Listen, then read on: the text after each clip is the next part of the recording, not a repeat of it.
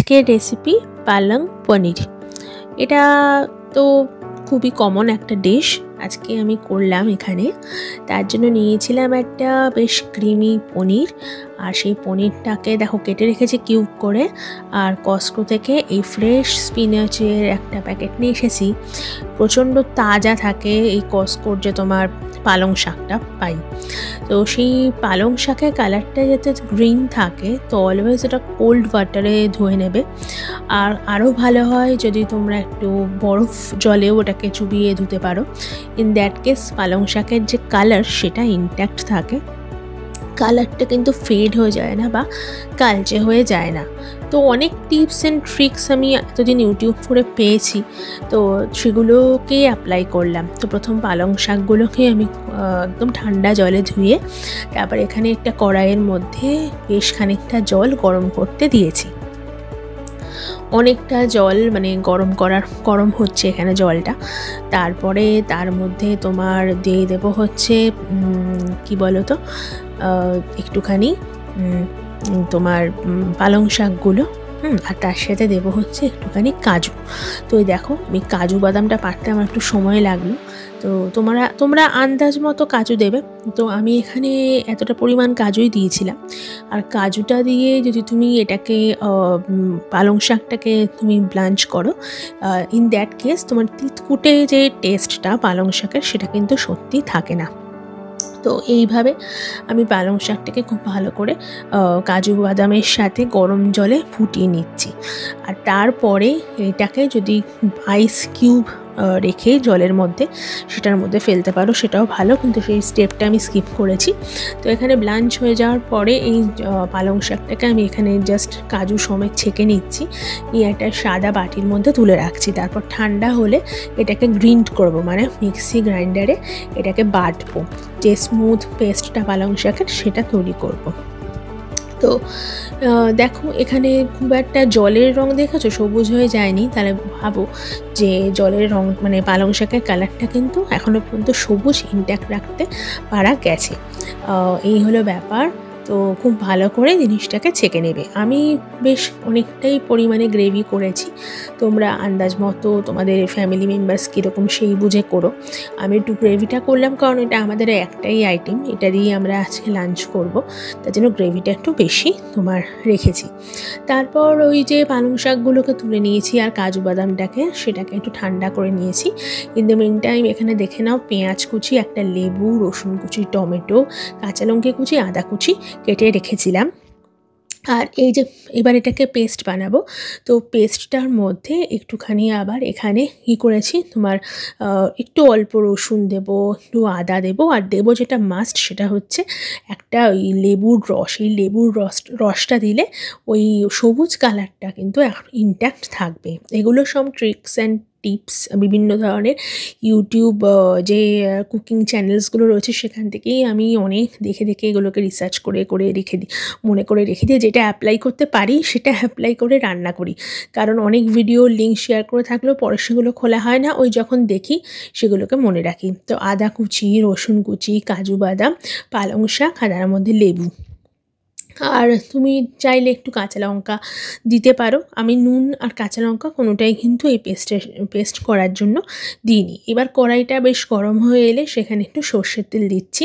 এইখানে তোমরা ঘি দিতে পারো বা সাদা তেলেও করতে পারো, বাটার দিতে পারো আরও ক্রিমি টেক্সচার করার জন্য। পরে ফ্রেশ ক্রিম ইউজ করতে পারো পালং পনির জন্য, কিন্তু আজকে আমার বাড়িতে ফ্রেশ ক্রিম ছিল না, তাই শেষে আমি একটু দুধ ব্যবহার করেছি।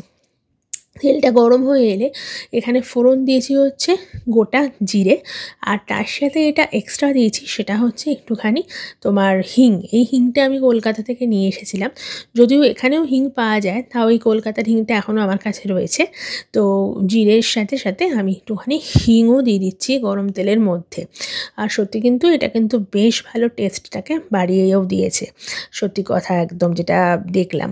তো তারপরে দিচ্ছি পেঁয়াজ, রসুন, আদা, সমস্ত কিছু, কাঁচা লঙ্কা, সমস্ত কিছু দিয়ে ভালো করে একটুখানি ভাজবো। ভাজার পরে তার একটু ভাজা ভাজা হয়ে এলে পরে তারপর আমি এটার মধ্যে টমেটো দিয়েছি। টমেটোটা শুরুতেই দেবে না, যে সেটা যে কোনো রান্নার ক্ষেত্রেই টমেটো কিন্তু পরে দেবেই, টমেটো কখনোই, যারা বিগিনার্স যারা সবেমাত্র রান্নাবান্না করছো তাদেরকে বলবো যে পেঁয়াজ, আদা, রসুনের সাথে, লঙ্কার সাথে কিন্তু টমেটো দিও না। আমি একবার ভেবেছিলাম যে একটু টক দই দিয়ে দিই, কিন্তু আজকে আর দই দিইনি, সেই জায়গায় একটু দুধ ইউজ করেছি। দুধটাও বেশ তোমার একটা ফ্রেশ ক্রিমের সাবস্টিটিউট হিসেবে ইউজ করতে পারো, আর বাটার দিয়ে দিলে তো আরও ভালো লাগবে শেষে। তো এইভাবে দেখো এখানে ভাজছি তোমার হচ্ছে পেঁয়াজ, এগুলো সব মশলা টশলাগুলো, এবং তারপরে তোমার এটার মধ্যে একটু বেশ ভাজা ভাজা হয়ে এলে কিছু মশলা তুমি এখানে অ্যাড করতে পারো। মশলা বলতে যেরকম আমি এখন টমেটো দেবো, তারপর টমেটোটা দিয়ে একটু নাড়াচাড়া করে তারপর ধরো আমি একটু দেবো হচ্ছে নুন নুনটা তো নর্মাল। তারপর আমি একটু হলুদও দিয়েছি, হ্যাঁ হলুদটা দিয়েছি, এটা তো অপশনাল, তোমরা দিতেও পারো নাও দিতে পারো, কিন্তু আমি একটু হলুদ দিয়েছি। হলুদটা অ্যাজ এ অ্যান্টিসেপটিক, যেহেতু পাতার ব্যাপার, এই জন্য আমি দিয়েছি ওই হলুদটা। আর এখানে আমি জিরের গুঁড়ো বা ধনের গুঁড়ো কোনো কিছুই দিইনি, একটু ঝালের জন্য আমি শুকনো লঙ্কার গুঁড়ো অল্প একটু দিয়েছি। সেটা অপশনাল, সেটা তোমরা যে যেরকম ঝাল খাও সেরকম অনুযায়ী ওটা করতে পারো। কেউ যদি কাঁচা লঙ্কার ঝাল খাও তাহলে পেস্টের সময় দিয়ে দেবে, যখন পালং শাকটাকে পেস্ট করবে তখনই। আদারওয়াইজ কাঁচা লঙ্কা দেওয়ার কোনো আদারওয়াইজ তুমি শুকনো লঙ্কাটা অ্যাভয়েডও করতে পারো। তো আমি রেড চিলি পাউডার দিয়েছি এখানে, যেহেতু আমি খুব একটা কাঁচা লঙ্কা এখানে আজকে দিইনি তার জন্য। এবার দেখো ভালো করে বেশ একটুখানি ভাজা ভাজা হয়ে যাচ্ছে। ভাজা ভাজা করে এরপর আমি ধীরে ধীরে ভাজা হয়ে এলে তারপরে ওই যে মিক্সটাকে বানিয়েছি, পেস্টটাকে বানিয়েছি, সেই পেস্টটাকে পালং শাকের সেটাকে দিয়ে দিচ্ছি। তো এইটা এবার এই পালং পনিরটা বেশ অনেকটাই পেস্ট, আর সেটা এই যে গ্রাইন্ডারে মানে মিক্সিটার মধ্যে যে তোমার জলটা মানে পেস্টের কিছুটা পোর্শন আরও লেগে থাকবে, তো সেটাকে আমি একটুখানি জল দিয়ে আবার ভালো করে ধুয়ে কিছুটা জলও দিয়েছি। প্রথমে এটা দিয়ে একটু কষিয়ে নিয়েছি, তারপর জল দিয়ে ধুয়ে ওইটা দিয়েও ভালো করে মশলাটাকে কষিয়ে নিয়েছি। আর তখনই আমি টেস্ট করে দেখলাম যে না একটু ঝালটা কম, তখন আমি ওই রেড চিলি পাউডার বা শুকনো লঙ্কাটাকে দিয়েছি। তো তোমরা আগে থেকেও সেটাকে দেখে দিতে পারো, কোনো অসুবিধা নেই। তো এইভাবে মশলাটাকে একটু কষাবে।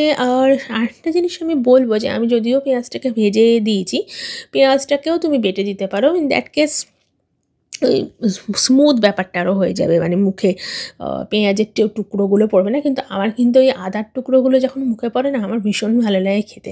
যে কোনো এই ধরনের তরকারিতে, এই ধরনের ইয়েতে আইটেমের ক্ষেত্রে আদার কুচিটা যখন মুখে পড়ে তখন বেশ ভালো লাগে খেতে। তো এই আর কি, ভালো করে আমি এখনও পেস্টটাকে বেশ হাত দিয়ে কাচিয়ে কাচিয়ে, প্রথমে চামচ দিয়ে দিলাম, তারপর হাত দিয়ে কাচিয়ে কাচিয়ে দিচ্ছি, যে ভালো করে কষাবো।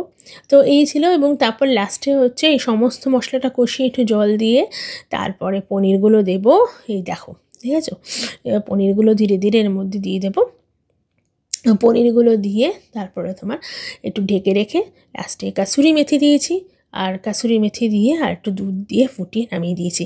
তোমরা এখানে চাইলে একটু বাটারও দিতে পারো। তাহলে এই ছিল হচ্ছে টোটাল আমার রান্নাটা। তোমাদের কীরকম লাগলো অবশ্যই জানিও। আর এরকম মাঝে মধ্যে আমার যে রান্নাগুলো সেগুলো তোমাদের সাথে শেয়ার তো আমি করি। তোমাদের কীরকম লাগলো বলো। আমার তো ফ্লেভার্স অফ বেঙ্গল বলে ফেসবুকের যে পেজটা, সেই পেজে সেইখানে তোমরা এটা দেখতে পারবে। আর তোমাদের আমার মেন অ্যাকাউন্ট যেটা, সেখানেও তোমরা এটা পারবে। ওইটাকে আমার ওই অ্যাকাউন্টটাকে তোমরা সাবস্ক্রাইব করে নিও। ওখানে আমি ডেইলি এরকম রান্নার পোস্টগুলো করি। এখনও পর্যন্ত পেজ ওপেন করে নিয়ে করার ইচ্ছে আছে, কিন্তু ওই আর কি ধীরে ধীরে করব। তোমরা উৎসাহ দিলে অবশ্যই করব। চলো, দেখা হবে তোমাদের সাথে আরেকটা নতুন রান্না নিয়ে আরেকটা দিন। এখন পর্যন্ত বাই বাই।